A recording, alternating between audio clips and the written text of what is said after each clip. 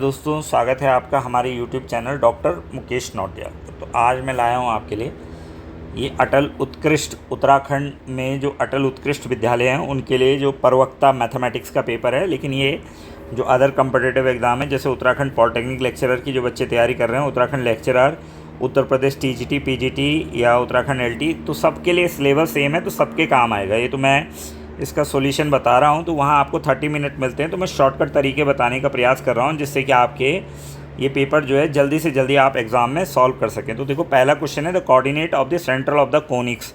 तो कोनिक्स दे रखा है 6x² + 5xy - 6y² - 4x + 7y + 11 = 0। तो मैंने इसको जनरल जो कोनिक इक्वेशन है उसके साथ कंपेयर कर दिया। ax² 2hxy by² 2gx + 2fy + c = 0 के साथ कंपेयर करा। तो देखो, मैं सीधा इसका एक शॉर्टकट तरीका तुमको बता रहा हूँ कि x0 बराबर इस सेंटर के कोऑर्डिनेट यानी -bg + hf अपॉन ये क्या हो जाएगा ab - h², ठीक है। और y0 हो जाएगा माइनस का af + hg upon ab minus का h², ओके। और जब आप इनका कंपैरिजन करोगे तो आपको कितना मिल जाएगा, a मिल जाएगा आपको 6। a कितना हो जाएगा, 6 हो जाएगा ना। a कितना हो गया, 6। और देखो a 6 है, और 2h कितना हो जाएगा, 2h हो जाएगा 5, तो h हो जाएगा 5/2, है ना। और b कितना है, b है -6, b कितना है, -6 है। और b -6 है। फिर 2g किसका कॉफिशेंट है, x का, तो x का कॉफिशेंट कितना है, -4, तो g बराबर हो गया -2। और 2g 2fy, तो 2f कितना है, y का कॉफिशेंट 7 है, तो f कितना हो जाएगा 7/2। और c आपके पास कितना है बॉस, 11, है ना। बस अब आपको क्या करनी है, ये वैल्यू उठा के यहाँ रख देनी है x0 में और y0 में। तो x0 जो आएगा तुम्हारे पास, x0 आएगा 1/13, और y0 जो आएगा आपके पास वो आएगा 8/13। x0 आएगा 1/13 और y0 आएगा 8/, तो option A is the correct answer, है ना। ठीक हो गया। नेक्स्ट क्वेश्चन देखो, if alpha beta gamma are the angle which line makes with the positive direction of coordinate axis, then sin² alpha sin² beta and sin² gamma has the value. तो ये सबको पता है, हमको एक रिलेशन पता है कि DCs में रिलेशन होता है L² + m² n। L² यानी cos² अल्फ़ा, DCs इसीलिए बोलते हैं इनको डायरेक्शन कोसाइन। यानी आपको पता है कि ये कोई लाइन x के साथ अल्फ़ा, y के साथ बीटा और z के साथ क्या, गामा, तो इनको cos के साथ लेते हैं तो ये डायरेक्शन कोसाइंस बन जाते हैं। तो डायरेक्शन बताना है और कॉस की फॉर्म में, इसलिए इसका नाम क्या है, डायरेक्शन कोसाइंस। क्या रिलेशन होता है उनके बीच में, L² m² n² 1, तो cos² alpha cos² beta + cos² gamma = कितना होता है, 1। ये हो जाएगा 1 - sin² alpha 1 - sin² beta + 1 - sin² gamma = 1। तो कितना हो जाएगा, ये 1 माइनस कॉमन ले लिया, sin² अल्फ़ा sin² 3 आ जाएगा ना, ये प्लस हो जाएगा 1 1 1, sin² अल्फ़ा sin² बीटा और sin² गामा = 1। तो 1 माइनस ये इधर आके क्या हो जाएगा, ये हो जाएगा 1 - 3, तो कितना हो जाएगा माइनस, और माइनस से माइनस कट जाएगा तो कितना आ जाएगा, ये 2 आ जाएगा। कितना आ जाएगा, दैट इज़ 2। कितना आ जाएगा, अरे ये इधर जाएगा ना 3 इधर, तो 1 - 3 - 2, और ये माइनस बचेगा यहाँ पर, ये बचना है ना इसने, sin² alpha + sin² beta + sin² gamma बराबर कितना बचेगा, माइनस, तो माइनस से माइनस गएगा तो कितना आ जाएगा, sin² alpha + sin² beta + sin² gamma. ये फार्मूला हो जाता है ना। फिर ये क्या है, ये आपको ध्यान भी रखना चाहिए, रिलेशन कई और जगह भी पूछा जाता है। sin² alpha + sin² beta + sin² gamma = कितना हो जाएगा, 2। और cos² अल्फ़ा और cos² बीटा और cos² गामा बराबर कितना होता है, दैट इज़ 1। इसी से निकाला हमने, इसी से डराइव करा ये रिलेशन। ठीक हो गया, तो इसका आंसर 2 आ गया। फिर थर्ड क्वेश्चन देख लेते हैं, the equation of the plane through 1 0 - 2 and perpendicular to each of the plane, इन दोनों प्लेन के perpendicular, the equation of the plane. अच्छा क्वेश्चन है ये, जो खासकर उत्तराखंड लेक्चरर की पोस्ट आने वाली इस महीने या अगले महीने तक आ जाएगी, तो वो बच्चे जो मेरे साथ तैयारी कर रहे हैं मेरे चैनल में, उनके लिए काफ़ी अच्छा क्वेश्चन पेपर है ये। The equation of the plane through 10 and perpendicular to each of the plane, यानी उस प्लेन की इक्वेशन बताओ जो कि इन पॉइंट से तो होकर जा रहा है, किन पॉइंट से, 1, 0 और -2 से होकर जा रहा है, and perpendicular to each of the plane, और जो ये प्लेन है, ये दो प्लेन इनके परपेंडिकुलर हैं, ठीक है ना। तो भैया इनके अगर परपेंडिकुलर है तो देखो इक्वेशन ऑफ अ प्लेन क्या होती है, x minus l x minus x1 m y minus y1 और n z minus z1 is equal to 0, है ना। ये भी होती है अगर रेशियो में हो तो a x minus x1 b y minus y1 plus c z minus z1 बराबर कितना होता है, 0। क्लियर हो गया। तो अब आपको यहाँ l m n निकालने हैं, तो क्योंकि वो कह रहा है इक्वेशन ऑफ द प्लेन ये दे रखा है इसने, and perpendicular to each of the plane, ये प्लेन दे रखा है, ये दो प्लेनों के परपेंडिकुलर है, तो परपेंडिकुलर है तो इनके तो हमें पता है, जो ये जो इक्वेशंस हमें गिवन हैं, तो जो नॉर्मल तुम्हें चाहिए, मतलब जो नॉर्मल जो परपेंडिकुलर है इन दोनों प्लेन के, तो n मान लेते हैं उसको ना, n बराबर क्या हो जाएगा, इनका जो है क्रॉस प्रोडक्ट आपको निकालना पड़ेगा, किनका, इस वाले का और इस वाले का। मान लो एक को n1 क्रॉस n2 ले लेते हैं ना, तो n1 क्रॉस n2 जब क्रॉस प्रोडक्ट निकालना है आपको, तो क्रॉस प्रोडक्ट निकालना है तो क्या होगा, ये देखो i j k, और पहले वाले के कॉफिशेंट देखो, x का कॉफिशेंट कितना है 2, y का कॉफिशेंट कितना है 1 और z का कॉफिशेंट कितना है -1, ठीक है।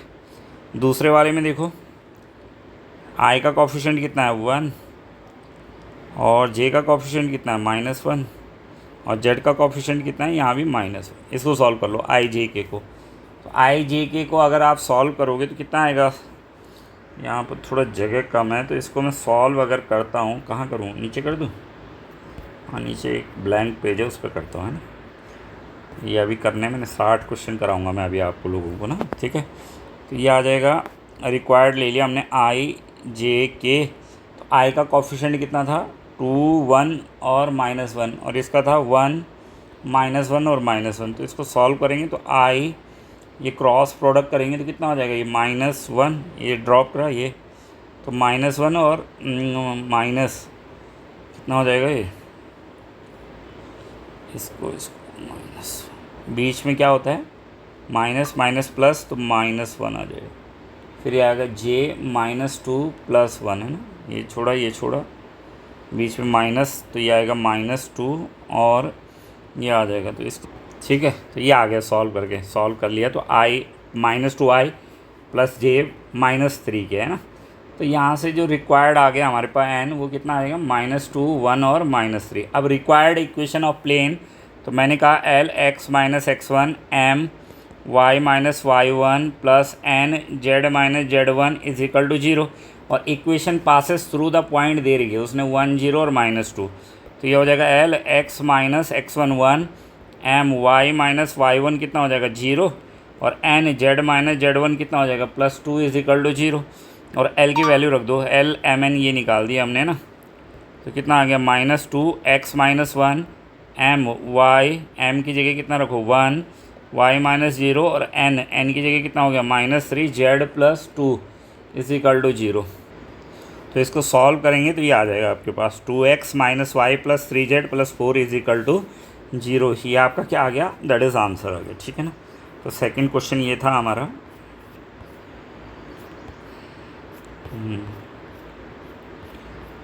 कहाँ गए ठीक है। तो क्या है हमारा 2x minus y plus 3z plus 4 is equal 2x minus y plus 3z 2x minus y plus 3z plus 4 is equal to 0, है ना। फिर 34 है, every homogeneous equation of second degree in x y z represent, ठीक है। तो ये पता है आपको क्या करती है, a cone whose vertex is at the origin, क्या रिप्रेजेंट करती है, every homogeneous equation of second degree in x y z represent. तो क्या रिप्रेजेंट करती है ये करती है a cone whose vertex is at the origin, जिसका वर्टेक्स किस पे होता है, ऑरिजिन पे। 34 हो गया। अगला क्वेश्चन है, ये सीधा फार्मूला है भाई, है ना। 35 जो है आपका सीधा फार्मूला है, तो ये फार्मूला आपको पता होना चाहिए। तो ये होता है cos hyperbolic x cos hyperbolic y sine hyperbolic x sine hyperbolic y. ये किसका होता है? Cos hyperbolic x plus y का फार्मूला ये होता है। ठीक हो गया। नेक्स्ट क्वेश्चन देखो ज़रा, ये अच्छा क्वेश्चन है ना, इसमें लिमिट का क्वेश्चन है। कई लोग इसको लॉफिटल रूल से करेंगे, तो लॉफिटल रूल थोड़ा सा लंबा हो जाएगा, इसका मैं शॉर्टकट तरीका बताता हूँ आपको ना, ताकि आपका पेपर में जल्दी हो जाए ये क्वेश्चन ना। ये देखा limit x tends to 0 x minus sine x upon ten x cube. तो इसको एक शॉर्टकट तरीका है, limit x tends to 0, x को रहने दो, साइन एक्स का फार्मूला खोल दो, तो क्या होता है? X minus x cube by 3 factorial होता है ना, प्लस एक्स की पावर 5 बाई फैक्टोरियल 5, ऐसे चलता रहता है, इतना खोल देना। और टेन एक्स का भी खोल दो। टेन एक्स का फार्मूला क्या होता है? X plus x cube by 3 plus ऐसे करके चलते चलते, और इसका होल क्यूब दे रखा है। ठीक है साहब।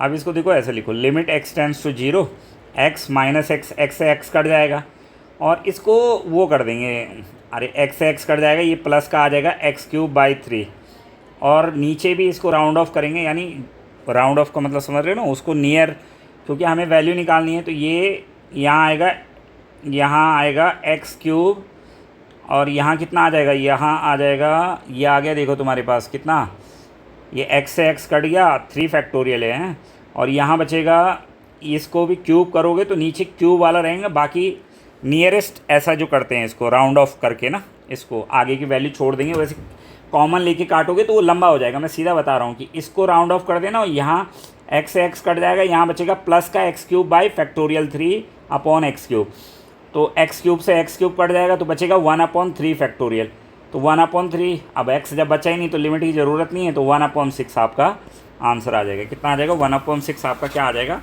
नहीं तो लॉफिटल रूल से भी कर सकते हो, पर काफ़ी लंबा चला जाएगा। वो लॉफिटल जानते हो ना, जब ऊपर नीचे ये 0/0 की फॉर्म आती है तो डिफ्रेंशिएट करोगे, but that is a long way. तो फिर मैंने कहा वहाँ आपको अटल में सिर्फ 30 मिनट मिलते हैं, और अगर आप लेक्चरर भी हो तो वहाँ भी आपको टाइम का ड्यूरेशन बहुत कम है। पॉलिटेक्निक कोई भी कम्पिटिटिव एग्ज़ाम है, मेन क्वेश्चन करना नहीं होता है वहाँ मेन होता है कि आप कितना कम ड्यूरेशन में क्वेश्चन को सॉल्व कर रहे हो ना, वो ज़्यादा इंपॉर्टेंट हो जाता है। क्योंकि आते तो सबको हैं, अगर मैं 1 घंटा दे दूँ तो सारे ही सॉल्व कर लेंगे, क्योंकि जो उस लेवल पे पहुँचे हैं तो दे आर गुड इनफ। लेकिन but the key factor is the time. So how can you manage the time ना, time management is very important. So उसी के अकॉर्डिंग मैं बता रहा हूँ, दिस इज़ वेरी इंपॉर्टेंट। अब देखो थोड़ा सा जो भाई 12th में पढ़ा रहा है तो कई लोग आउट ऑफ टच हो जाते हैं, तो ये यूलर्स थ्योरम का क्वेश्चन है, ग्रेजुएशन का सवाल है। तो यूलर्स थ्योरम क्या कहती है? देखो, x del u by del x plus y del u by del y is equal to n u. तो सिंपल ही दे रखा था, कोई बहुत कठिन क्वेश्चन नहीं दे रखा था। एक दूसरे भी होते हैं इसमें जो चेंज करने पड़ते हैं, पर चेंज वाला नहीं है, सीधा बस आपको इसकी डिग्री निकालनी है। तो देखो 4 ऊपर है, नीचे 1 है, तो कॉमन ले लोगे तो कट जाएगा, तो n 3 आ जाएगा। इसमें डिग्री कितनी आ जाएगी? 3। अरे डिग्री कितनी आएगी? 3। अगर आप ऐसे भी कर सकते हो, लैम्डा एक्स डाल दो एक्स की जगह, और लैम्डा वाई, तो ये आएगा लैम्डा वाई, और यहाँ आएगा लैम्डा एक्स, और यहाँ आएगा लैम्डा वाई। तो लैम्डा कॉमन ले लोगे तो लैम्डा 4, यहाँ बचेगा एक्स स्क्वायर वाई स्क्वायर, और यहाँ से कॉमन लोगे तो ये आएगा एक्स प्लस वाई। तो लैम्डा से लैम्डा कट जाएगा, तो ये आएगा lambda cube x square y square, और ये आएगा एक्स प्लस। तो एक क्यूब आ गई, इसकी डिग्री कितनी आ गई? डिग्री 3 आ गई। तो सीधा देखो, x del u by del x, y del u by del x, 3u हो जाएगा आंसर। कितना हो जाएगा? सिर्फ इसमें आपको डिग्री निकालने तक आपका प्रॉब्लम है, यानी इस क्वेश्चन में आपको जस्ट कहाँ मेहनत करनी है? डिग्री निकालने में। अगर आपने डिग्री निकाल दी so question is very simple. तो NU हो जाएगा, तो 3u इसका क्या आ जाएगा? दैट इज़ आंसर आ जाएगा। ठीक है बॉस। क्वेश्चन नंबर 38 है, तो ये फिर 12वीं का ही क्वेश्चन है, मैक्सिमा और मिनिमा का। इसका भी शॉर्टकट तरीका बताता हूँ। सीधा देखो, कई लोग क्या करते हैं, डबल डिफरेंशिएट निकालते हैं, फिर चेक करते हैं कि ये मैक्सिमा होगा। में अरे इसने कहा है मैक्सिमम वैल्यू, क्वेश्चन वाले ने क्या बोला? मैक्सिमम वैल्यू बोला है ना, तो आप ज़्यादा मेहनत कर क्यों रहे हो? आप इसका पहला डिफरेंशिएट करो। फर्स्ट डिफरेंशिएट करोगे तो क्या होता है? एक्स लॉग एक्स का हो जाएगा 1/x, फिर ये हो जाएगा log x अपॉन क्या हो जाएगा? X square. एक्स से एक्स कट जाएगा, तो इसको 0 रखेंगे। पहले डिफरेंशिएट को 0 रखते हैं, वाई डैश को 0 रखेंगे, तो कितना आएगा? 1 minus log x upon x square is equal to 0। तो यहाँ से आ जाएगा log x is equal to 1, तो x इज इक्वल टू आ जाएगा 1/e। तो x is equal to 1/e आ गया ना, तो इसकी मैक्सिमम वैल्यू जो हो जाएगी, तो देखो फंक्शन क्या दे रखा है तुमको? log x अपॉन एक्स, सीधा रख देना, चेक करने की ज़रूरत नहीं है ना, क्योंकि मैक्सिमम वैल्यू पूछिए तो जो भी निकलेगी इससे वो मैक्सिमम ही निकलेगी। तो लॉग ई होता है 1 और एक्स की जगह ये रखोगे तो कितना आ जाएगा, ये कितना आ जाएगा 1/e। कितना आ जाएगा ये, दैट इज़ 1/e, ठीक है ना। तो इसका आंसर हो जाएगा 1/e। नेक्स्ट क्वेश्चन देखो, the pedal equation of the circle. तो ये ध्यान रखना, r² is equal to 2ap is the pedal equation of the circle. निकाल सकते हैं वैसे, पर काफ़ी लंबा क्वेश्चन है तो ध्यान ही रख लेना। पैडल पूडल इक्वेशंस पूछ लेता है वो कई बार पेपरों में, तो ये सब आपको याद रखनी चाहिए कि पैडल क्या होती है, वैसी इक्वेशन क्या है। वो सब मेरे चैनल में आप देखेंगे तो मैंने डिटेल में काफ़ी सारे वीडियो, मैंने कहा ना 400 के करीब वीडियो हैं, तो वहाँ देखो आप सारा डिटेल में, ये पैडल हो गई, ये कोनिक हो गया, और वो कर्वेचर फॉर्म सारे मैंने बता रखे हैं। लेकिन यहाँ पर आपको ध्यान रखना है कि the pedal equation of the circle is r² is equal to 2a। The asymptotes, अब एसिम्पोड्स होते क्या हैं, कैसे निकालते हैं, तो पैरेलल टू y एक्सिस है ना, तो बस यहाँ पर आप इतना ध्यान रखो कि अगर ये पैरेलल टू y एक्सिस है तो जो हाईएस्ट कॉफिशेंट ऑफ y² है उसको निकालो आप। तो हाईएस्ट कॉफिशेंट ऑफ y² जो यहाँ पर आएगा जब आप निकालोगे इसको, हाईएस्ट कॉफिशेंट ऑफ y² है, ध्यान देना, यानी हाईएस्ट कॉफिशेंट ऑफ y। तो हाईएस्ट कॉफिशेंट ऑफ y यहाँ पर बनेगा y² का कॉफिशेंट जो बनेगा वो बनेगा आपके पास y² का कॉफिशेंट x² माइनस a², और इसको 0 रख देना, क्योंकि अगर आपको asymptote of the curve parallel to y axis निकालना है तो जो highest coefficient of y that is y² का जो भी कॉफिशेंट होगा उसको 0 कर देना। तो x² minus a² is equal to 0, तो x² is equal to a। मेरे चैनल पे है, इस पे एसिम्पोड्स पे बना रखे मैंने वीडियो ना, क्योंकि BSc MSc सारे हर क्लास की वीडियो आपको मेरे चैनल में मिल जाएंगे। डिटेल भी है, MCQ भी, एक पूरा प्लेलिस्ट है जिसमें MCQ फॉर हायर एजुकेशन करके है, तो सब के लिए कम्पिटिटिव एग्जाम के लिए बहुत इंपॉर्टेंट है। तो आंसर आ जाएगा आपका x plus minus a। Okay boss, ठीक है, ये लिखा हुआ भी इसने, देखो जिसका ये पेपर है उसने भी ये लिखा हुआ है इसका, to find the asymptotes to the curve parallel to the y axis we need to equal the coefficient of highest power of y to 0, है ना। ये किसी टीचर से ही, मेरे दोस्त हैं उनसे मैंने लिया है, तो यानी जिसने सॉल्व किया है, जिन्होंने करा होगा ये सॉल्व, तो उन्होंने लिखा हुआ भी है यहाँ पर। ओके, तो ये तो बीटा गामा फंक्शन का क्वेश्चन है, बहुत सिंपल क्वेश्चन है, आप लोगों को पता है। बीटा mn है ना, क्या होता है, ये होता है 0 to 1 x की पावर m-1 और 1 माइनस एक्स की पावर n-1 और dx, ठीक है। तो इसकी तो वैसे भी आपको कोई ज़्यादा दिक्कत आएगी नहीं। बीटा गामा फंक्शन आपने पढ़ा है, ये भी याद रखना, ये भी आ सकता है। बीटा mn क्या होता है, वो गामा m प्लस n, है ना, गामा n, बहुत सारे फार्मूले होते हैं इसके। एक वाला होता है yn+1 1 प्लस y की पावर, बहुत सारे बीटा गामा के। तो मतलब जैसे यहाँ से आइडिया ले लेंगे ना, जो 8 सितंबर को है ये पेपर, कब है 8 सितंबर, पहले अभी था मेरे ख्याल से अगस्त में था, तो लेकिन उत्तराखंड, मैंने कहा ना भौगोलिक परिस्थिति इतनी कठिन है कि सरकारों को भी ध्यान रखना चाहिए कि उत्तराखंड में जुलाई अगस्त में तो कोई पेपर कराना नहीं चाहिए, क्योंकि भैया हर किलोमीटर पे तो पत्थर गिर रहे, कहीं कुछ गिर रहे, किसी को नुकसान हो जाएगा, कहीं आने में, अभी देखो धराली में कितनी बड़ी आपदा आ गई, तो कैसे पहुंचेगा। जो टीचर हरसिल में होगा वो पेपर देने पहुंच जाएगा वहाँ नीचे, या अल्मोड़ा पिथौरागढ़ या उधर नैनीताल साइड या ऊपर, कितनी आपदाएं आ रही है, तो डिफ़िकल्टी होगी। तो अच्छा डिसीजन है 8 सितंबर को कर दिया, आप लोगों को टाइम भी ज़्यादा मिल रहा है, आप लोग प्रिपरेशन करो। 30 नंबर इंग्लिश आता है और 30 नंबर का मैथमेटिक्स आता है, क्लियर। तो ये होता है 0 to 1 x की पावर m-। और एक चीज़ और मैं बता दूं, ये जो होता है ना, ये सिमेट्रिक भी होता है नेचर में ना, यानी beta mn is equal to beta nm। तो इससे भी आपको आइडिया लग जाए, क्योंकि देखो सब में क्या है, जैसे यहाँ अकेला है, यहाँ ये अकेला है, यहाँ ये दोनों ही अकेले हैं, तो ये सिमेट्रिक नेचर को भी शो करता है। तो इसका आंसर क्या हो जाएगा, बी हो जाएगा, ठीक है। नेक्स्ट है क्वेश्चन नंबर 42 है, r² d थीटा और dr, है ना। तो ये भी अच्छा क्वेश्चन है, the value of the double integration का है, लेकिन फिर वही दिक्कत है कि मैंने कहा टीचरों के साथ थोड़ा सा ग्रेजुएशन में पढ़ते हैं, BSc मैथमेटिक्स फर्स्ट ईयर में है, तो लिमिट है एक डी थीटा की लिमिट और एक dr की, है ना। सर्कल है तो सर्कल की लिमिट जो चलती है कहाँ से, -π/2 टू π/2, एक तो ये चलेगी, ठीक है, और एक चलेगी, एक तो दे ही रखी उसने, एक रेडियस के लिए क्या हो जाएगा 0 से और a r तक ना। तो r कितना दे रखा है, a cos थीटा और r², तो r की वैल्यू दे रखी है आपको, तो r की वैल्यू दे रखी, तो a cos थीटा का होल स्क्वायर और ये d थीटा और dr। अब इसको सॉल्व करना है बॉस आपको, तो इसको सॉल्व करोगे आप, लिमिट लगा लोगे, ठीक है ना। इसको सॉल्व करेंगे हम लिमिट लगा के, तो ये आएगा हमारे पास कितना 4a³/9। कितना आएगा इसका आंसर 4a³/9। अगर किसी को डिटेल में चाहिए होगा तो मुझे बता देना, मैं सॉल्व करके भी डिटेल में वैसे कर लोगे। अब आप लिमिट लगा लोगे, अब इंटीग्रेशन ही तो करना है इसका हाँ इंटीग्रेशन करना है, तो आप क्या करना है लिमिट लगाते रहना, सॉल्व करते रहना इसको, ठीक है ना, क्लियर है।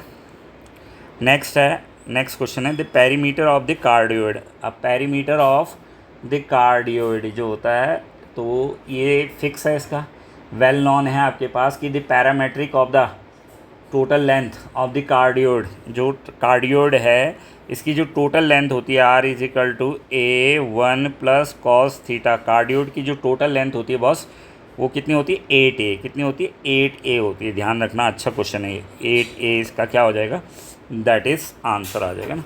The principal value of log 1 + iota, तो ये तो सबको पता होना चाहिए, आ भी सकता है दोबारा। देखो log x + आइटा y का फार्मूला होता है 1/2 log x² + y² + iota tan inverse y/x, यही तो होता है ना। तो इसमें लगाएंगे तो कितना हो जाएगा 1/2 log x यानी 1 का स्क्वायर, y भी 1 ही दे रखा, तो 1 का square + iota tan inverse y दे रखा 1 और ये दे रखा 1, तो ये कितना हो जाएगा ये 1/2 log 2 है ना। कितना हो जाएगा 1/2 log 2 हो जाएगा ये, ठीक है। तो 1/2 log 2 + आइटा tan इनवर्स π/4 हो जाएगा ना 1। तो प्रिंसिपल वैल्यू है, तो ये तो इमेजनरी है, ये प्रिंसिपल है, तो प्रिंसिपल कितनी हो जाएगी इसकी 1/2 log 2। प्रिंसिपल बोला ना उसने, तो प्रिंसिपल वैल्यू क्या हो जाएगी, तो आइटा है इसके साथ ½ log 2, तो क्या हो जाएगा ½ log 2 is the correct answer, ठीक है। ये हो गया आपका क्वेश्चन 44। फिर आ जाओ क्वेश्चन नंबर 45 पर। 45 भी कैसा क्वेश्चन है, थ्योरेटिकल है कि one of the following statement is false. तो वैसे जिसने ग्रुप थ्योरी पढ़ी होगी, तो ग्रुप थ्योरी के अगर आपको डिटेल वीडियो चाहिए तो मेरे चैनल पे बहुत मैंने ग्रुप थ्योरी, अभी मैं उत्तराखंड लेक्चरर भी स्टार्ट कर रहा हूँ और पॉलिटेक्निक के भी मैंने लगभग सारी प्ले स्टोर में देखोगे यूनिट 16 यूनिट है, उनके 16 यूनिट के वीडियो डाले हैं और भी डाल रहा हूँ, अभी कंटिन्यूसली चल रहा है काम। और अभी साथ साथ मैं इसके भी डालता हूँ, किसके, जो उत्तराखंड लेक्चरर है तो उसका सिलेबस भी डाल रहा हूँ चैनल पे, तो वो भी देख सकते हैं, वहाँ भी मैं ये चीज़ें बताऊँगा। ग्रुप थ्योरी रिंग पढ़ा भी रखी है मैंने, आप देखेंगे तो। One of the following 4 statement is false.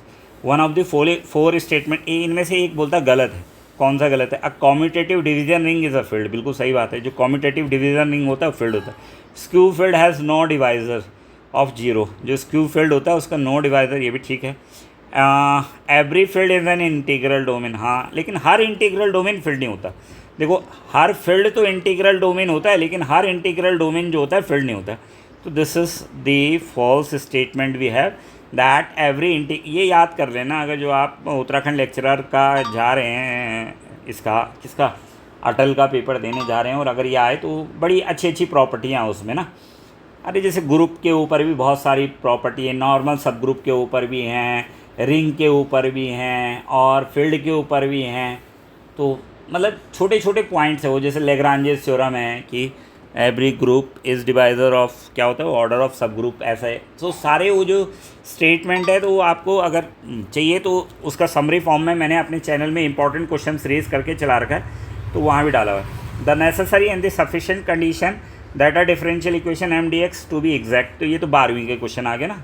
Exact differential equation भी जानते हैं हम, क्या होगा, del m/del y = del n/del x, है ना, यही तो होता है। ये m है तो इसके साथ ये आ जाता है, ये n है तो इसके साथ ये आ जाता है। तो del m/del y del n/del x जब तक बराबर नहीं हुए तो इक्वेशन एग्जैक्ट नहीं होती। अगर ये बराबर हो गया तो इक्वेशन क्या होती है, एग्जैक्ट इक्वेशन तब इसका सोल्यूशन निकालते हैं हम। MDX इसमें साथ y कांस्टेंट और एक होता है n m/dy NDX और living terms of x = c, तब इसका सॉल्यूशन निकालते हैं।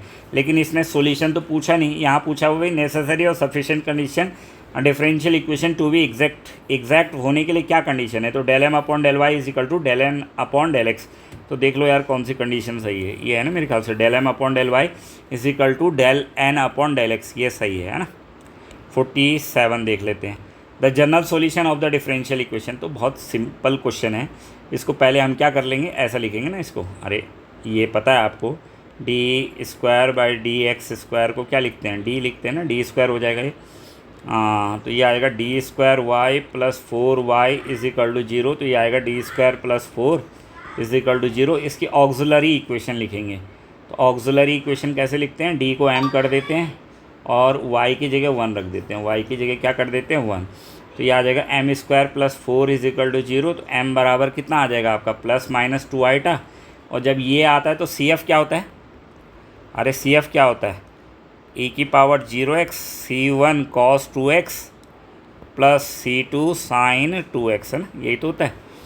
अरे ये तो होता है 0 प्लस माइनस 2 आइटा बनेगा ना ये। तो ये होता है, इसका CF क्या लिखते हैं हम, e की पावर ये वाला कॉफिशेंट जो होता है 0x, और ये वाला यहाँ जाता है C1 cos 2x plus C2 sin 2x। ठीक है बॉस, तो ये हो जाएगा 0x का मतलब तो 1, तो C1 cos 2x C2 sin 2x कौन सा, ये है पहला वाला option. Option A is the correct answer. और अगर मान लो ये ऐसे आते, एक m बराबर +2 और m बराबर -2, तो तब ये हो जाता CF, तब ये हो जाता CF C1 e की पावर 2x और C2 e की पावर -2x। रिपीटेड हो तो क्या होगा, तो इसके लिए आप डिफरेंशियल इक्वेशन वाली यूनिट को देख सकते हो। मेरे यहाँ जो प्लेलिस्ट है डिफरेंशियल इक्वेशन करके, उसमें मैंने ये सब CF के सारे केस, PI के सारे केस सॉल्व करा रखे हैं। तो मतलब सब हर क्वेश्चंस के डिटेल वीडियो हैं चैनल में हैं, और साथ ही मैं कुछ शॉर्ट में भी देता हूं जिसमें मैं इंपॉर्टेंट क्वेश्चन 10-10 करके देता हूं, तो वो भी देख लेना। देखो क्वेश्चन नंबर 48 है, the movement of inertia of a rectangular lamina of side 2A 2B about a line through its centre and perpendicular to its plane. ठीक है ना, तो क्या होता है इसके बारे में हमको बताना है। तो मूवमेंट ऑफ इनर्शिया बताना है, तो देखो इसका जनरल फार्मूला ये होता है यार, ये होता है m/12, और यहाँ पर कितना दे रखा है, एक साइड 2A और एक 2B, तो ये ऐसे होता है 2A का स्क्वायर प्लस 2B का स्क्वायर। मूवमेंट ऑफ इनर्शिया जानते हो आप लोग, 12वीं में फिजिक्स में बहुत डिटेल में पढ़ाया जाता है। 4A स्क्वायर प्लस 4B का स्क्वायर, 4 कॉमन ले लेंगे तो कट जाएगा, तो ये आएगा m/3 plus A square plus B square, ये आ जाएगा इसका answer, m/3 A square plus B square. m/3 सही लगा रखे हैं इन्होंने, जिन्होंने ये पेपर किया वो काफ़ी ठीक है। m/3 A square plus B square is the correct answer है। अब देखो the solution of the difference equation है, एक तो डिफरेंशियल होती है और एक डिफरेंस इक्वेशन होती है, फ़र्क होता है दोनों में, है ना। ये डिस्क्रीट मैथमेटिक्स MSc में भी पढ़ाई जाती है और पहले BSc में, और जैसे B.Tech बूटेक करते हैं तो उसमें कंप्यूटर साइंस और IT के 3rd सेमेस्टर में पढ़ाई जाती है शायद, है ना। तो वहाँ डिफरेंस इक्वेशन है, तो मैंने पढ़ाई है ये डिफरेंस इक्वेशन, मैं डिस्क्रीट भी पढ़ाई थी B.Tech में। तो the solution of the difference equation, तो डिफरेंस इक्वेशन है देखो ux + 2 - 4ux is equal to 0। तो इसको ऐसे लिखते हैं देखो, e स्क्वायर u की पावर x। अब ये कैसे हुआ e स्क्वायर, ये यहाँ आ जाएगा ना, ठीक है, और ये आ जाएगा यहाँ, तो ux + 0 हो गया ना, तो ये क्या बन जाएगा बोलो, e की पावर 0 - 4 इज इक्वल टू 0। तो ये क्या बन जाएगा, e स्क्वायर -4, और ये आएगा ना 4ux भी आएगा ux। तो e स्क्वायर -4 और ux बाहर ले लेंगे हम 0, जैसे वो था अभी, अरे जैसे ही इसको करा था अभी डिफरेंशियल इक्वेशन को ना, यहाँ क्या लिखा था d स्क्वायर प्लस, तो वैसे ही है लगभग लगभग, पर ये डिफरेंस इक्वेशन अलग होती है वैसे, पर सॉल्यूशन का तरीका लगभग लगभग सेम ही होता है। ux + 2 को लिखा मैंने a स्क्वायर, ये फार्मूला होता है ना इसका, ux ये होता है e की पावर n और ux, है ना। तो ux + 2 को लिख ले a स्क्वायर u की पावर x, और ये ux + 0 e स्क्वायर 4 और ux 0 हो जाएगा। फिर इसको लिख ले e square -4 ux is equal to 0। फिर वही करेंगे, इसकी ऑक्सिलरी इक्वेशन लिखेंगे, तो e को m कर दो तो m स्क्वायर -4 और ux को 1, जैसे वहाँ y, तो m स्क्वायर -4, तो देखो m + 2 और m - 2 इज इक्वल टू 0। तो यहाँ 2 रूट आएंगे, एक +2 आएगा और एक -2 आएगा रूट, है ना। लेकिन अब अगर ये डिफरेंशियल इक्वेशन में होता तो इसका CF ये लिखते हैं हम, देखो C1 e की पावर 2x और C2 e की पावर -2x, पर ये डिफरेंस इक्वेशन में, ये डिफरेंशियल में ये लिखते हैं और डिफरेंस में ये लिखते हैं क्या, तो ये आ जाएगा देखो CF लिखेंगे, PI तो आएगा नहीं क्योंकि राइट हैंड साइड 0 है, तो CF में ही कंप्लीट आ जाएगा। C1 तो ये लिखेंगे C1 एक आएगा, पहले +2 है तो 2 की पावर x, और C2 और ये आएगा -2 की पावर x, है ना। तो इसमें कंफ्यूज होने की ज़रूरत नहीं है। कभी ये भी लिख सकते हैं आप, कैसे, पहले -2 लिख लो, तो C1 -2 की पावर x और C2 और 2 की पावर x। तो जो आपको मिल रहा है ना, जैसे इसने मेरे ख्याल से पहले ये लिखा है ना, C1 -2 की पावर x और C2 2 की पावर x, ये है ना इसका आंसर। तो इसने -2 को पहले लिखा है, तो उससे कोई फ़र्क आपको पढ़ने वाला नहीं है, ठीक है ना, पढ़ने वाला नहीं है, तो ये आ जाएगा। अब देखो, जानबूझ के इन्होंने कंफ्यूज करने के लिए ये वाला आंसर भी दे रखा है, ताकि बच्चे वहाँ पर डिफरेंशियल इक्वेशन वाला लगा दें और उनका आंसर गलत हो जाए ना। हाँ, डिफरेंशियल इक्वेशन होता तो तब ये सही था, C1 e की पावर 2x C2 e की पावर, लेकिन डिफरेंशियल नहीं है, डिफरेंस है। अरे एक डिफरेंस होती है और एक डिफरेंशियल, तो ये सब आप पढ़ना बीएससी में, मैंने भी करा रखा अपने डिटेल वीडियो में, बट यहाँ पर तो मैं इस पेपर को सॉल्व करने के प्रोस्पेक्टस से करा रहा हूँ, सो दैट्स वाई ज़्यादा डिटेल में नहीं जाएंगे ना। One of the following 4 statement is false, the false statement you have to identify, है ना। क्या कह रहा, इनमें से एक स्टेटमेंट फॉल्स है, उसको बताओ कौन सा। देखो, a set of containing 0 vector only linear dependent, ठीक है। One of the following 4 statement is false, इनमें से एक फॉल्स है, उसको बताना है। ये कह रहा है a set containing 0 vector only is linear dependent, ठीक है। ये any 2 vector are linearly independent if one of them is scalar multiple of the other. तो ये नहीं हो सकता, क्यों, ये लीनियरली इंडिपेंडेंट तो नहीं हो सकता। पहले वो कह रहे, देखो, one of them is scalar multiple of the other, मतलब समझ रहे हो, स्केलर मल्टीपल, मान लो एक वेक्टर लैम्डा है, वो कह रहा दूसरे का स्केलर मल्टीपल है, तो भाई जब ये इसका मल्टीपल है तो ये तो इस पर डिपेंडेंट हो गया ना, सीधी सी बात है। तो इंडिपेंडेंट के लिए तो आपको पता है वो कंडीशन है A1x plus A1x1 plus A2x2 plus A3x3 plus ANxn is equal to 0। तो अगर ये सारे जैसे A1 A2 A3 AN ये इंडिविजुअली जीरो हो तब जीरो आ रहा है, तो ये क्या होता है, लीनियरली इंडिपेंडेंट होता है, ये लीनियरली इंडिपेंडेंट। लेकिन अगर A1x1 A2x2 plus A3x3 ANxn is equal to 0, इनमें से एक भी ऐसा है जो जीरो नहीं है, जैसे मान लो A1 जीरो नहीं है, A2 जीरो नहीं है, लेकिन प्रोडक्ट जीरो आ रहा है, प्रोडक्ट क्या आ रहा है, जीरो, तो फिर वो लीनियरली डिपेंडेंट है। क्यों है लीनियरली डिपेंडेंट, अरे भाई मान लो जैसे ये है 2x, तो यार ये तभी जीरो हो सकता है जब ये -2x है ना, तो 2x और -2x। लेकिन अगर ये इंडिविजुअली जीरो होते, जैसे 0x 0x1 0x2 0x3 ऐसे करके 0xn इज इक्वल टू 0, तब तो कोई दिक्कत ही नहीं है, तब ये लीनियरली इंडिपेंडेंट, क्योंकि ये अपनी वजह से जीरो हुए ना सब के सब। लेकिन ये कह रहा है कि अगर ये सारे जीरो नहीं हो, ये all AIs are not zero, all AIs are not zero, सारे AIs अगर जीरो ना हो और तब भी रिजल्ट क्या आ रहा है, जीरो आ रहा है, तो इसका मतलब कोई ना कोई एक दूसरे को क्या कर रहे हैं, वो जीरो कर रहे हैं। तो जब एक दूसरे को जीरो करेंगे तो वो लीनियरली डिपेंडेंट होंगे, और जब वो इंडिविजुअली क्या होते हैं, जीरो होते हैं, तो वो लीनियरली इंडिपेंडेंट होते हैं। तो ये अच्छा चैप्टर है, लीनियर डिपेंडेंट, उसका लीनियर अलजेब्रा का है, लीनियर ट्रांसफॉर्मेशन का है, बहुत बढ़िया चैप्टर है, बहुत बढ़िया चैप्टर है, कम्पिटिटिव एग्जाम में बहुत ज़्यादा आता है। तो इसके भी मैंने बहुत सारे वीडियो बनाए हैं, अगर आपको ये लीनियरली डिपेंडेंसी और लीनियरली इंडिपेंडेंट डिटेल में समझना है तो आप देख लेना प्लेलिस्ट में जाके, लीनियर ट्रांसफॉर्मेशन वाले जो प्लेलिस्ट होगी उसमें बना रखा है मैंने, लीनियरली डिपेंडेंट और लीनियरली इंडिपेंडेंट। तो साफ पता लग गया, ये any 2 vectors are linearly independent if one of them is scalar. अरे तो जब एक दूसरे का स्केलर मल्टीपल, तो तब तो वो सीधी सी बात है, क्या नहीं हो सकते, क्या नहीं हो सकते, वो नहीं हो सकते, क्या इंडिपेंडेंट तो नहीं हो सकते, वो डिपेंडेंट हो सकते हैं। तो बस फॉल्स बताना था, तो अब और चेक करने की भी ज़रूरत नहीं है। क्यों, क्योंकि यार एक वाला ही आंसर है ना इसमें, एक एक आंसर, ऐसे तो है नहीं जैसे नेट रूट में आते हैं कि एक से ज़्यादा भी सही है। तो जब एक है तो पता लग गया, तो क्यों टाइम दे रहे हो दूसरे को ना, इतना रिस्क तो ले लेना पेपर में, नहीं तो टाइम बहुत लग जाता है पेपर में। अगला आ जाओ, 51 है, हाँ ये भी अच्छा सवाल है।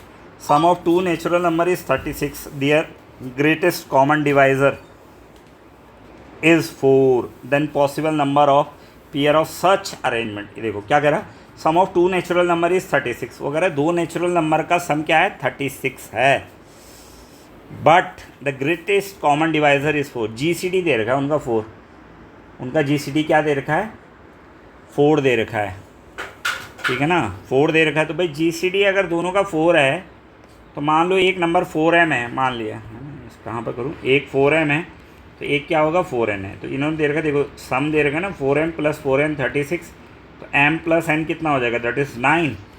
अब वो सारे कॉम्बिनेशन ढूंढ लो जिसमें 9 आना है। तो 9 आना है तो क्या क्या हो गया, 18 27 36 और कितना हो गया 45 और कितना हो गया, यही हो गया ना। अब इनमें देख लो GCD 1 किस किस में आता है। तो 18 में GCD कितना आएगा, GCD 18 में कितना आएगा, दैट इज़ 1। 27 में GCD कितना आएगा 1। 36 में GCD 1 नहीं आएगा। 45 में GCD कितना आएगा 1। तो 3 कॉम्बिनेशन है 1 2 7 और 4 5। तो कितने हो जाएंगे इसके 3 कॉम्बिनेशन, जहाँ पर GCD क्या आ रहा है 1 आ रहा है। कहाँ है ये आंसर, कौन सा है, हाँ तो ये है इसका आंसर। कितने को, then the positive number of pair such arrangement are, जिनका जिस their greatest common divisor is 4, इसीलिए हमने 4m और 4n लिया हो, ठीक है। Then possible number of pair of such arrangement, ठीक है, जिनका क्या हो जाएगा, तो ये कितने हैं, वो 3 आ जाएंगे पॉसिबल सच अरेंजमेंट।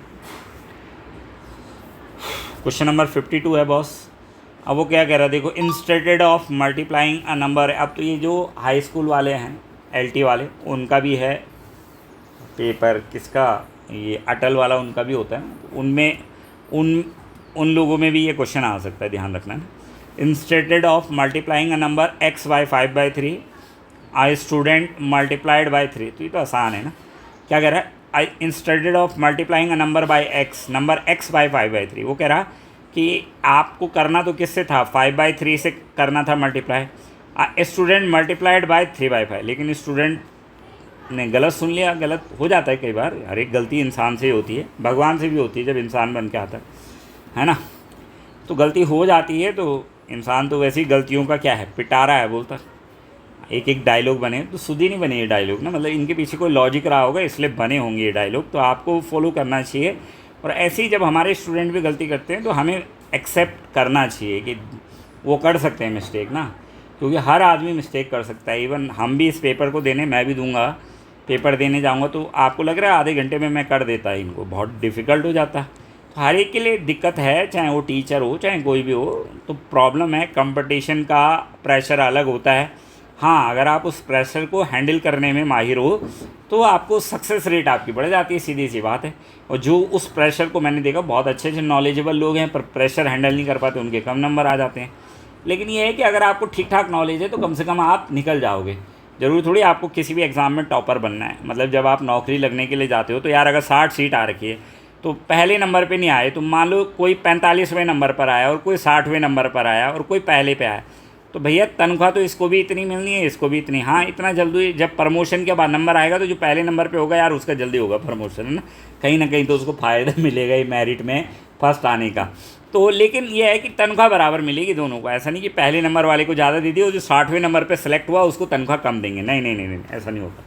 तो इसलिए आप ज़रूरी नहीं है, अपनी कैपेसिटी को पहचानिए। कोई भी जो कंपटीशन की तैयारी करता है, किसी भी कम्पिटिटिव एग्ज़ाम की, ये तो चलो जो ऑलरेडी टीचर्स हैं उनके लिए है पेपर, बट मैं I am talking about those persons जो अभी प्रिपेयर्ड कर रहे हैं, जैसे मेरे साथ जुड़े हुए हैं Uttarakhand polytechnic lecturer, Uttarakhand lecturer, Uttarakhand LT, Uttar Pradesh TGT, Uttar Pradesh PGT, KVS, NBS और अदर कम्पिटिटिव एग्ज़ाम के जो स्टूडेंट हैं, दे आर ऑल्सो प्रिपेयरिंग, है ना। वो भी मेरे को फॉलो करते हैं चैनल में। तो आप देखिए क्या करें, instead of multiplying number x by 5/3 और स्टूडेंट मल्टीप्लाइड बाई 3/5 कर दिया। तो कोई बहुत बड़े पाप तो कर दिया नहीं, बेचारे ने कर दिया। तो कह रहा है, वो कह रहा है यार एरर निकाल दो, कितनी एरर कर दिए, तो कर दो आप। आपने कहा कि सर तुझे मल्टीप्लाई किससे करना था, number x by 5/3, student multiplied by 3/5 से करा उसने, और करना किससे था 5/3 से। तो निकाल लो कितनी गलती हो गई उससे, एरर निकालनी है ना। तो ये देखो कहाँ पर है, जगह जगह जगह जगह जगह। तो 3/5 माइनस 5/3 x डिवाइडेड बाई कितना हो जाएगा, करना किससे था 5/3 से करना था ना, और इनटू क्या कर देना 100। तो x से x कट जाएगा, सॉल्व कर लेना, तो बाकी तो ये गुणा भाग है, 64% आ जाएगा। कितना आ जाएगा 64% है ना, कितना आएगा 64% आ जाएगा। ठीक हो गया, अरे समझ रहे हो, क्योंकि उसने किससे मल्टीप्लाई कर दिया, अरे उसने करा 3/5 से। इन्होंने भी देखो बिल्कुल सही कर रखा है, 3/5 5/3 x, है ना। तो किससे कर, उसने क्या कहा कि 3/5 से कर दिया, करना किससे था 5/3, तो एरर कितनी हो गई 3/5 माइनस 5/3। अब डिवाइडेड बाय ओरिजिनल जो चाहिए था तुमको 5/3 से करना है ना, क्योंकि मैं चाहिए मल्टीप्लाई किससे करना था 5/3, काटा कूटा सॉल्व कर लेना, देख लेना 64 आ रहा है कितना आ रहा है सॉल्व करके ना। ठीक है, ये क्वेश्चन है, तो ये भी आप लोग क्या कर सकते हैं, इसका थोड़ा आपको वो करना है, ये मेरे ख्याल से 10th में भी है ना ऐसे क्वेश्चन, तो इसको सॉल्व कर लोगे आप तो इसका क्या आएगा b माइनस ए 13 आएगा, है ना। फिर है नेक्स्ट क्वेश्चन है, इसमें पैटर्न निकालना है आपको, क्या निकालना है, पैटर्न निकालना है, तो ये भी निकाल लोगे आप। तो पैटर्न में इसका जो आंसर आएगा मिसिंग टर्म का वो आएगा 508, कितना आएगा देख लेना क्या है पैटर्न। जैसे 5 दूनी 10 प्लस 2 12, 12 तियाँ 36 प्लस 0 और फिर कितना हो जाएगा 36 तियाँ प्लस 15, तो कितना हो जाएगा 123। फिर 123 इंटू 4 कर देना, इसको क्या कर देना 4 प्लस 16, तो 492 प्लस 16 तो 508 आएगा, कितना आएगा 508 आ जाएगा। ठीक है, अब है क्वेश्चन नंबर 55 है बॉस। ठीक है, तो ये भी अच्छा क्वेश्चन है, ये सब जो LT वाले भी भर रहे हैं उनके भी काम आ सकता है, ये मैं बता दूं आप लोगों को ना, जो LT वाले भी जिन्होंने अटल का भरा है उनके लिए भी ये यूज़फुल है questions. Income of A is 10% more than that of B, if income of B is X% less than that of A then X is.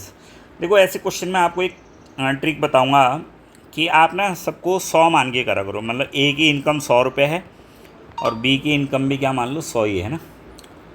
क्या कहा उसने कि उसने कहा यार बी की जो इनकम है, income of B is X% less than that of A, यानी जो बी की इनकम है वो ए की जो इनकम है उससे 10 कितनी X% लेस है ना।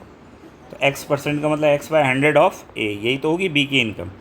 बी की इनकम कितनी होगी, ए की इनकम से X% लेस है, तो बी की इनकम जो है ए की इनकम ए की इनकम से X% लेस है, तो हमने कहा बी की इनकम जो है वो कितनी हो गई ए X/माइनस है ना, लेस का मतलब कम है, तो ये आ जाएगा बी की इनकम ए माइनस X/100 इंटू ए।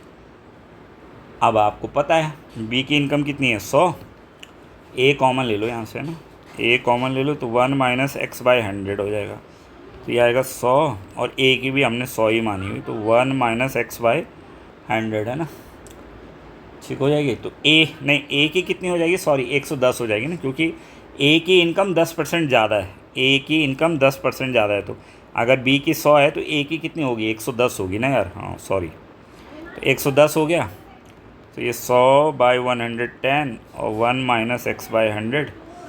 ठीक है बॉस, इसको सॉल्व कर लेना यार, X/100 कितना हो जाएगा, ये इधर आ गया 100, 1 माइनस 100/110, तो ये आएगा 110, ये आएगा कितना आ जाएगा ये 110 में से 100 जाएगा। ठीक है, तो इसको सॉल्व कर लेना यार, ये काट देना, तो कितना आ जाएगा ये 10/11, तो 11 माइनस 1/11 X/100, X कितना आ जाएगा 100/11, 100/11 का आ जाएगा 9 90 99, 11 9 99, क्योंकि मिक्स में चाहिए आंसर 1/11% है ये। ठीक है, सिंपल है ये क्वेश्चन, तो आप लोग खासकर टीचरों के लिए तो आई थिंक सिंपल ही हैं, पर जो और लोग भी तैयारी कर रहे हैं उनके लिए भी सिंपल है, ऐसा कुछ नहीं है। नेक्स्ट देखो जरा, if radius of a circle is increase by, कह रहे सीधा 100% बढ़ा दो, 100% बढ़ा दो का मतलब कोई आर है तो सीधा डबल कर दो उसका, 2r हो जाएगा।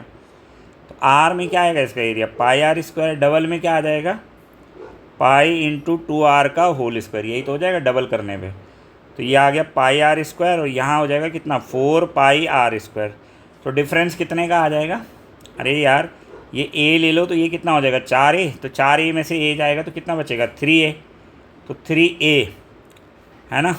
If radius of a circle increase by 100% then the area, तो भैया अगर 100% बढ़ाओगे तो एरिया 300% बढ़ जाएगा, कितना बढ़ जाएगा, शॉर्टकट है ये, है ना। ये ट्रिकी क्वेश्चंस हैं, करते रहते हो आप लोग एग्ज़ाम में, 300% आ जाएगा इसका। ठीक है, फिर 57 देख लेते हैं। ओके, नेक्स्ट है purchasing cost of 18 object is equal to selling price of 15, यानी जितने में 18 खरीदे उतने में 15 बेच दिए। तो 1 रुपये में समझो ना, तो 15 बेच दिए यार, तो फ़ायदा ही हुआ आपको। आपने 18 खरीदे थे जितने में, वो 15 में ही बेच के उतने रुपए कमा लिया आपने, है ना। मान लो आपने 18 के खरीदे हो 18, तो 15 बेचने पे ही आपने 18 रुपये कमा लिए। तो कितना हो गया आपको, सीधा सीधा मोटा मोटा जो प्रॉफिट है नॉर्मल लगाएंगे तो कितना हो गया 3, और ये कितना है अपॉन कितना था 15 इंटू 100 मेरे ख्याल से, है ना। कितना हो जाएगा ये कितना हो जाएगा, तो ये आ जाएगा 3 5 या 15 और लगभग कितना आ जाएगा 20%। कितना आ जाएगा आंसर 20% आ जाएगा। इसका आंसर कितना है, देखो क्या कह रहा है, परचेजिंग कॉस्ट ऑफ 18 ऑब्जेक्ट, यानी जो आपने परचेज़ करे थे 18 के, उतने कितने में बेच दिया आपने, 15 में बेच दिए। 15 में 18 रुपये वाला, यानी 3 ऑब्जेक्ट का आप फ़ायदा कमाओगे, 3 ऑब्जेक्ट का आप फ़ायदा कमाओगे। तो 1 रुपये के हिसाब से देखा जाए तो 3 रुपये फ़ायदा कमाओगे आप। तो 15 इंटू 100% काटा तो 20% आ जाएगा। ठीक है, नेक्स्ट क्वेश्चन है 57 हो गया। अब आपका 58, तो 58 क्या कह रहा है, 58 भी कुछ वैसे ही है। Purchasing cost of an object is rupees कितना 100, after 50% discount shopkeeper want 50% profit then its selling prices.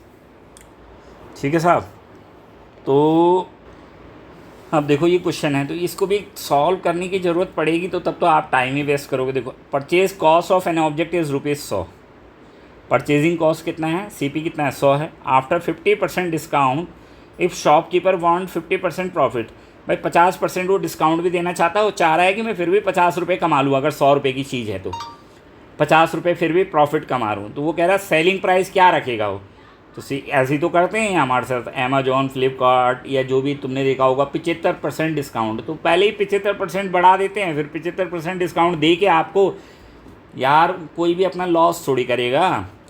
100 रुपये का ख़रीदा, अब मैंने बाज़ार में लगा दिया, उस पर MRP लगा दी मैंने 150 रुपये, कितनी लगा दी 150, और मैंने लिख दिया 50% डिस्काउंट है भाई, 50% डिस्काउंट। तुम खुद से खुद ही आ गए मेरी दुकान में कि 150 रुपये की चीज़ में 50 रुपये की छूट मिल रही है ना, ऐसे ही तो हुआ। 150 रुपये में कितने की छूट मिल रही है, 50 रुपये की छूट मिल रही है ना। तो वांटा 50 देन सेलिंग प्राइस, तो कितने में उसको बेचना चाहिए इसको। ठीक है, तो कितना हो जाएगा इसका, SP हो जाएगा 150। अब लास्ट क्वेश्चन हम देख लेते हैं, इसको आप मैथमेटिकली भी कर सकते हो, है ना। मैथमेटिकली भी करना चाहो तो आप कर सकते हो, क्योंकि SP क्या हो जाएगा, SP हो जाएगा CP प्लस 50% ऑफ CP, तो यानी कितना हो जाएगा ये 100 प्लस 50% का मतलब 0.5 ऑफ CP कितना हो जाएगा 100, तो ये आएगा 100 प्लस 50, तो ये आएगा 150 है। क्वेश्चन नंबर 59 है, water is 10% in a mixture of 70 litre. Water is 10% in a mixture of 70 liter of water, 70 liter of water and a chemical. How much water should be added to make water share 37? क्या कह रहा है देखो, water is 10% in a mixture of 70 liter of water and chemicals, में कितना है 10% है water. How much water should be added to make water share, कितना जोड़ें उसमें और कितना पानी डाल दें कि जो वाटर का शेयर है वो 37% हो जाए। कितना हो जाए 37% करना है हमको। तो देखो इसका सॉल्यूशन करते हैं हम। वो कह रहा है 10% ऑफ मिक्सचर ऑफ 70 लीटर, तो 10% ऑफ 70 है ना, यहाँ पर कर लेते हैं। तो एक्चुअली इनिशियली कितना वाटर है उसमें, इनिशियली वाटर कितना है 10% ऑफ 70, तो यानी कितना हो जाएगा 10/100 इंटू 70, यानी 7 लीटर तो पहले से है उसमें। ठीक हो गया। अब हम मान लो हमने कितना परसेंट करना है उसका शेयर, उसका शेयर करना है हमने 37, तो हमने कहा x लीटर हमने ऐड कर दिया, कितना x लीटर ऐड कर दिया। तो देखो पहले 7 था, 7 में x ऐड करा तो 70 में भी x ऐड हो जाएगा।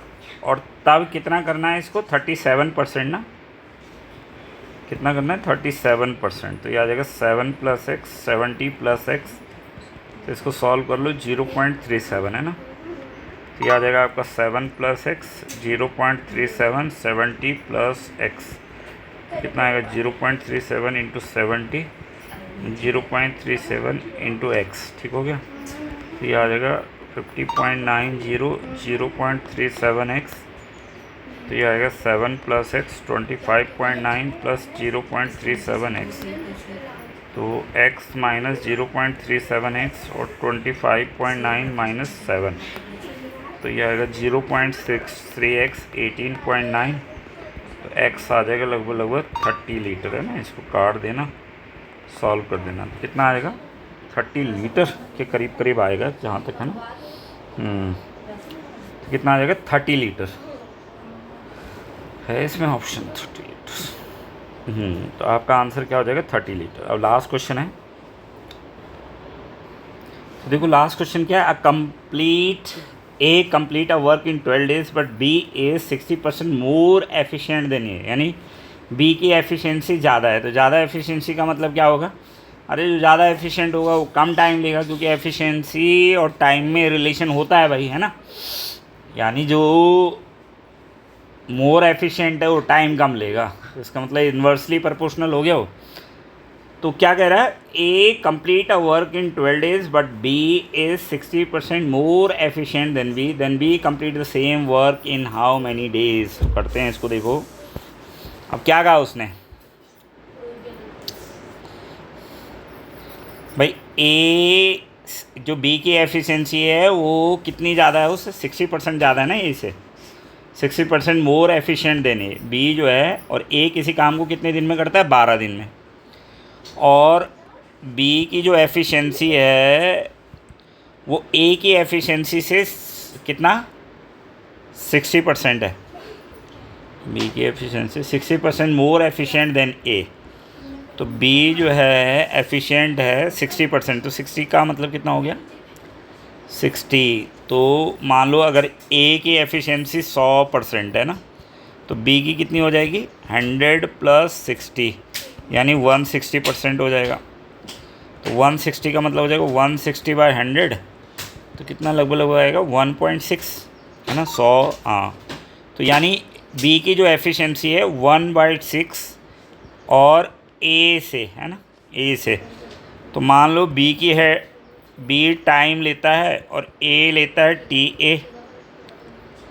टी बी, तो टी बी कितना हो जाएगा, टी बी हो जाएगा टी ए से 1.6, और ए कितने में करता है किसी काम को 12 दिन में, तो ये आएगा 1.6। उसके कंपैरिजन में बी जो है, अरे भैया ए जो है ना, टी जो बी की एफिशिएंसी है वो 1.6 ऑफ ए की एफिशिएंसी से है, तो टाइम निकालना है ना हमको, तो टाइम हमने यानी टाइम निकालेंगे, तो टाइम जो होगा यानी जो बी टाइम लेगा वो ए से, यानी क्योंकि इससे ज़्यादा तेज़ है वो, तो ये डिवाइड में आएगा ना इसके 1.6, यहाँ से मत निकालना, ये तो मैंने सिर्फ एफिशिएंसी लिखी है कि बी की एफिशिएंसी 1/6 है ए की एफिशिएंसी, और एफिशिएंसी के इन्वर्सली प्रोपोर्शनल होता है टाइम, क्योंकि मैं क्या कह रहा हूँ, अगर आप एफिशिएंट ज़्यादा हो तो आप टाइम कम लोगे, और अगर आप एफिशिएंट कम हो तो आप टाइम ज़्यादा लोगे।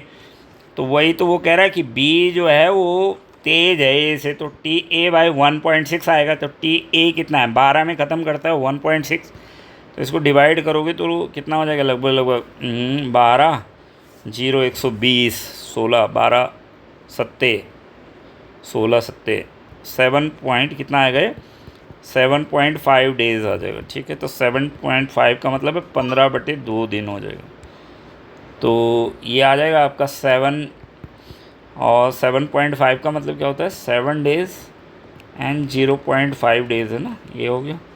तो 7 डेज़ का मतलब ठीक है वो 15/2 डेज़ हो गया। आंसर देखो कितना दे रखा उसने 7.5 ही दे रखा, तो कितना आ जाएगा ये, इससे इसकी एफिशिएंसी क्या है ज़्यादा है। तो ये 60 क्वेश्चन थे, 30 क्वेश्चन हैं, तो हमने तो समझाया भी है, तो टाइम ज़्यादा लगा है, लेकिन आप लोग पेपर में इसको प्रयास करेंगे कि स्पीड बढ़ा के साथ स्पीड, वही एफिशिएंसी जितना बढ़ाएंगे उतनी आपका टाइम कम लगेगा ना, वही चीज़ है। यानी इसीलिए तो इस क्वेश्चन दिए जाते हैं कि कौन, यही तो चेक करना उन्होंने कि मोर एफिशिएंट कौन है। बाकी तो सब भाई सारे टीचर हैं, सभी तेज़ हैं, लेकिन एफिशिएंसी का मतलब है टाइम कौन कम लेता है। तो कंपटीशन का जो पेपर बनता है वो आपकी एफिशिएंसी को तो चेक करता है कि आप दूसरे से कितने ज़्यादा, नॉलेज में तो लगभग सब बराबर ही होते हैं, लेकिन एफिशिएंसी जो होती है आपके वो टाइम को रिड्यूस करती है। जितने ज़्यादा आप एफिशिएंट होते रहोगे आप टाइम कम लोगे। कुछ लोग कहते नहीं यार ये बड़ा शार्प वर्कर है, तो शार्प वर्कर का मतलब है वो टाइम कम लेता है। अरे करना है, एक आदमी 12 घंटे में कर रहा है उस काम को, एक 6 घंटे में कर रहा है, तो भाई जो 6 घंटे में कर रहा है वो शार्प है।